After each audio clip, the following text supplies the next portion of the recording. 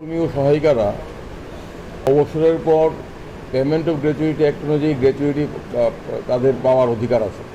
আজকে মাননীয় উচ্চ আদালত এক গুরুত্বপূর্ণ রায়ে স্পষ্টভাবে বলেছেন অঙ্গনারী কর্মী সহায়িকারা যারা আইসিডিএস স্কিমে কাজ করছেন এবং যারা অবসরে গেছেন তাদেরকে গ্র্যাচুইটি দিতে হবে পেমেন্ট অফ গ্র্যাচুইটি অ্যাক্টে, এবং সেটা দিতে হবে অবসরের 30 দিনের মধ্যে। যদি অবসরের 30 দিনের মধ্যে দেওয়া না হয় তাহলে সুদ সমেত দিতে হবে।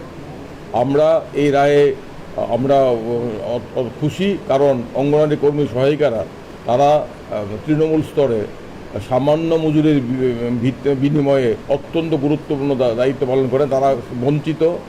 এই সরকার তাদের বঞ্চনা দূর করেনি। 2021 সনে সুপ্রিম কোর্ট একটি গুরুত্বপূর্ণ রায়ে বলেছিল যে অঙ্গনারী কর্মী সহায়িকারা জাতীয় দায়িত্ব পালন করছেন, তাদেরকে বঞ্চনা করা হচ্ছে এবং তারা গ্র্যাচুইটি প্রাপ্য। আমরা আশা করেছিলাম, এই রাজ্যের অঙ্গনারী কর্মী সহায়িকারা আশা করেছিল রাজ্য সরকার সুপ্রিম কোর্টের রায় মোতাবেক এই রাজ্যের অঙ্গনারী কর্মী সহায়িকাদের অবসরের পর গ্র্যাচুইটি দেবেন। কিন্তু আমরা দেখলাম রাজ্য সরকার তাদের দাবির প্রতি, তাদের বঞ্চনার প্রতি বিন্দুমাত্র দৃষ্টিপাত করেননি।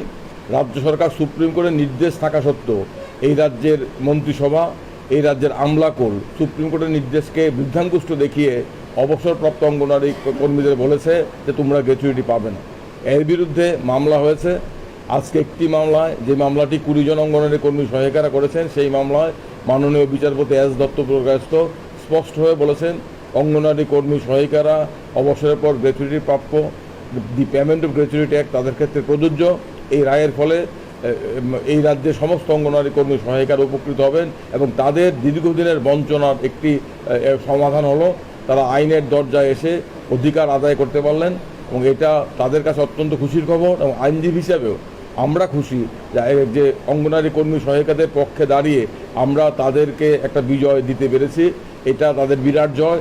আমরা জাতি হিসাবে, রাজ্যবাসী হিসাবে অঙ্গনারী কর্মী সহায়িকাদের কাছে কৃতজ্ঞ, কারণ আমরা জানি করোনার সময় কিংবা বিভিন্ন সময়ে অঙ্গনারী কর্মী সহায়িকারা শিশু সুরক্ষা, প্রসবকালীন সময়ে মেয়েদের সুরক্ষার ক্ষেত্রে, অন্যান্য ক্ষেত্রে অত্যন্ত গুরুত্বপূর্ণ দায়িত্ব পালন করেন। কিন্তু তাদের বঞ্চনার বারোমাসার কোনো শেষ নেই।